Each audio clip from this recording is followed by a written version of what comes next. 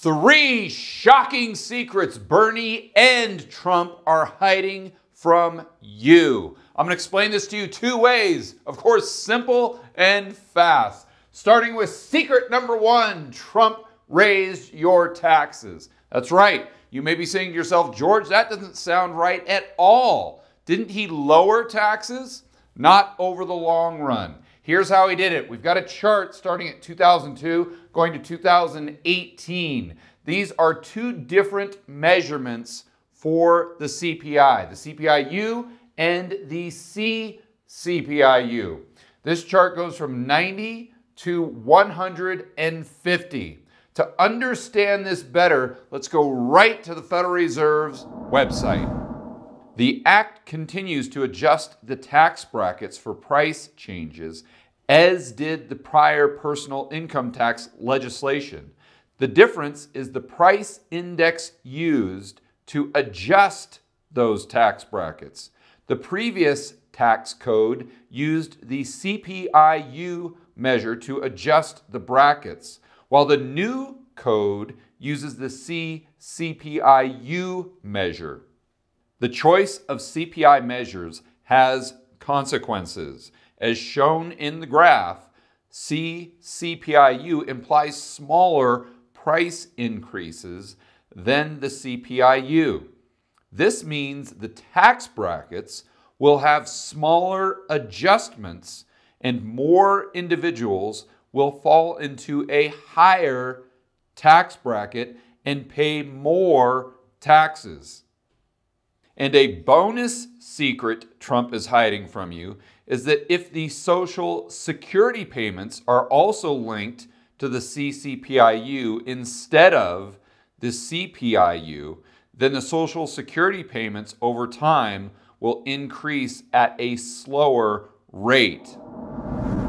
So the secret Trump is hiding from you is that although he lowered rates, he also lowered the rate of increase, that those brackets go up with the real rate of inflation. Here's how it plays out in practice. You are here making 50 grand a year. Your effective tax rate, right around 15%.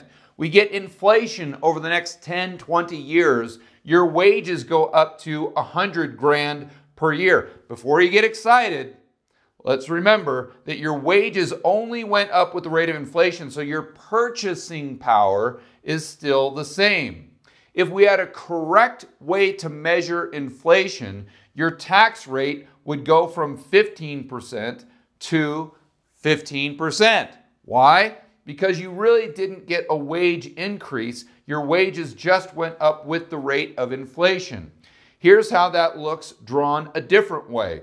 Wages go from 50 to 100 just due to inflation. Your tax rate goes from 15 to 15, as it should, because you have no more purchasing power. What Trump did by changing the measurement of inflation for your tax bracket from the CPI-U to the CPI-U is he said, okay, if your wages go up due to the rate of inflation from 50 to 100, your tax bracket is going to go up at a lot slower pace. So you will pay much higher taxes, going from 15% to call it 25%. So just to reiterate, although your wages go up, your purchasing power stays the same, but you end up paying more taxes. Oh, but wait, there is more. Let's not forget about the bonus secret that Trump is hiding from you, and that's that he also changed the measurement of inflation used to adjust Social Security payments. So of course that means that the Social Security payments over time will go down. So if in the future you would be getting $2,000 a month, now you'll only get $1,500 a month. The bottom line, what Trump has done is he's increased the amount of money that you have to pay the government, and he's decreased the amount of money that the government pays you. All at the same time, he's shouting at all of us that this is, of course, the best economy of all time. Secret number 2, Bernie knows rates do not equal revenue. We have a chart going back to 1950 all the way to 2005. It's not up to date, but you'll get the idea. The tax rates go from 0 all the way up to 90%. This blue line indicates the top marginal tax rate. The green line indicates the revenue as a percentage of GDP. This is the amount of money that the government receives in taxes. This is the highest tax rate. Do you see any correlation whatsoever? You may be saying to yourself, yeah, George, but the rates on the rich were so high, the rates on the poor and middle class must have been very low to compensate for that, and that's why there wasn't any increase in revenue. Editor, let's go ahead and throw up the chart. Going back to 1952, the tax rate on income at $1 million was about 75%. Keep in mind this is adjusted for 2011 dollars. The rates on $100,000 a year, right around 30%. $50,000 a year at 27%. Higher than it is today. I also want to point out that as you go back to the 1950s, we see that a greater portion of the population actually paid taxes. Editor, let's throw up that chart as well. In 1950, only 25% of taxpayers filed a return with 0 or negative tax liability. Fast forward to the current times, and we have almost 40% of the tax filers with a 0 or negative tax liability. In other words, in the 1950s, a much greater percentage of the population actually paid taxes. This would support another chart by the IRS going back to 1980 that shows the bottom 90% of the population paid 50% of the taxes in 1980 and only pays 30% of the taxes today. The top 1% paid 20% of the taxes in 1980, going to today over 35%. What the data shows us is that if we go back to the golden age of tax rates, according to Bernie Sanders, the poor and middle class actually shouldered a greater percentage of the tax burden than the rich. To take it a step further, we've got to look at Bernie Sanders' spending bill, where he wants to increase government spending by $51 trillion over the next 10 years. Even if he's able to collect every single penny in taxes he says he can collect on paper, that still leaves us with a $25 trillion shortfall. That would be added to the $23 trillion in debt the government currently has, taking us almost to $60 trillion in debt in 10 years. That brings us to our Bernie Sanders bonus secret. And of course, he is holding a sign that says, "I love free stuff." And boy, does he ever.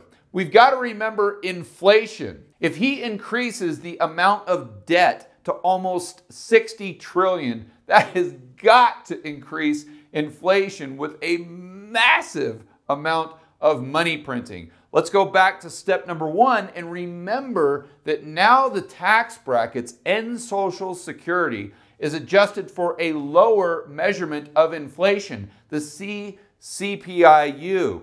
So if Bernie spends like a drunken sailor, which is what he's promising, that creates an epic amount of inflation, which actually increases your taxes even further and lowers the amount of Social Security payments that are going to you. It's almost like Sanders and Trump are tag teaming you into submission. I want to point out another secret that they are not telling you. And this time, that they is a person by the name of Paul Krugman. He goes on and on and on about how great and amazing the 50s and the 60s were for the poor and the middle class. Their standard of living increased dramatically.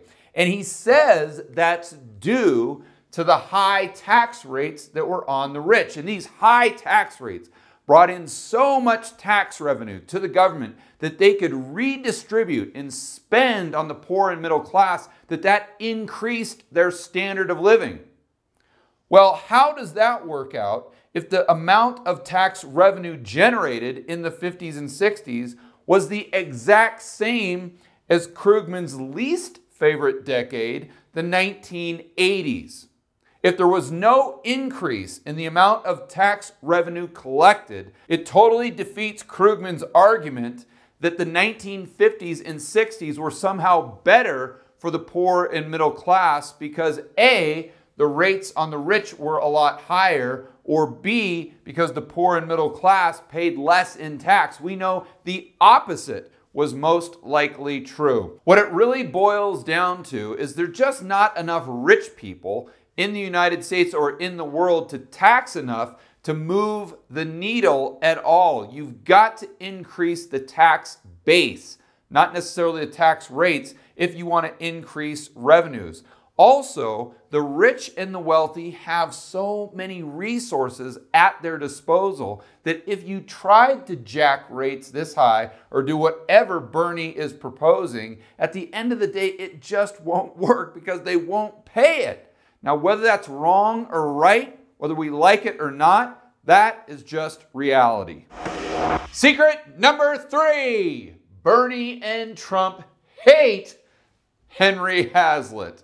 And this is a beautiful bridge that you may recognize from his book. But to explain all this further, let's go back to Henry Hazlitt's classic Economics in One Lesson.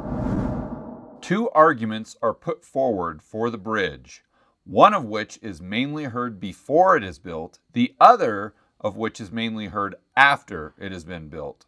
The first argument is that it will provide employment. It will provide, say, 500 jobs a year. The implication is that these are jobs that would not otherwise have come into existence. This is what is immediately seen. But if we have trained ourselves to look beyond immediate to secondary consequences and beyond those who are directly benefited by the government project to others who are indirectly affected, a different picture presents itself. It is true that a particular group of bridge workers may receive more employment than otherwise. But the bridge has to be paid for out of taxes.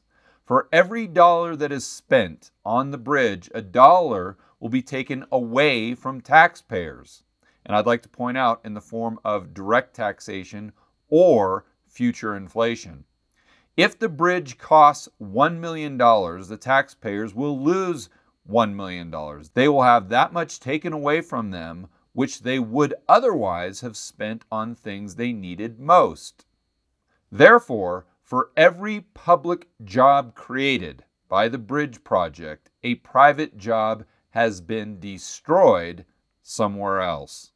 But then we come to the second argument. The bridge exists. It is, let's suppose, a beautiful and not an ugly bridge. It has come into being through the magic of government spending. Where would it have been if the obstructionists and the reactionaries had their way? There would have been no bridge. The country would have been that much poorer. But if they have taught themselves to look for indirect as well as direct consequences, they can once more see in the eye of imagination the possibilities that have never been allowed to come into existence. They can see the unbuilt homes, the unmade cars and radios, the unmade dresses and coats, perhaps the unsold and ungrown food. To see these uncreated things requires a kind of imagination that not many people have. So the government takes money out of the private sector to spend on this beautiful bridge. It hires workers. This is all what is seen. But what we don't think about as a population is what is unseen. What unknown project wasn't built? What unknown workers are now unemployed as a result of those resources coming out of the private sector? And the rebuttal is always the same. Well, if we tax the rich, it doesn't matter because that money is just sitting in their bank account doing nothing, or they're just standing on a pile of money at all times that really doesn't go into the economy, creating more unknown projects and employing more unknown workers. But this is just completely false. Rich people don't stuff all their money under their mattress, and they rarely keep it at their bank. What do they do with it? They generally invest. And when they invest, we get more companies like Tesla, Uber, Apple, and Google. And if you don't believe me, let's think about it this way. We all know that the Fed's quantitative easing boosts asset prices. And as a result, we have more wealth inequality today than we did prior to quantitative easing. Well, if we know this is true, how would we have more wealth inequality if all the rich people didn't invest their money and just stuffed it under their mattress? We wouldn't. If all these people kept their money in the bank, their shares and assets would not have gone up. With quantitative easing, we wouldn't have as much wealth inequality. And don't get me wrong. I am not saying that we should or shouldn't have this bridge or universal health care or student debt forgiveness. What I am saying is that we have to make the correct decision. And the decision isn't whether or not we want the beautiful bridge or we want rich people standing on piles of money. The correct decision is, do we want the beautiful bridge, or do we want another Tesla, Uber, Apple, or Google? For more content that'll help you build wealth and thrive in a world of out-of-control central banks and big governments, check out this playlist right here, and I will see you on the next video.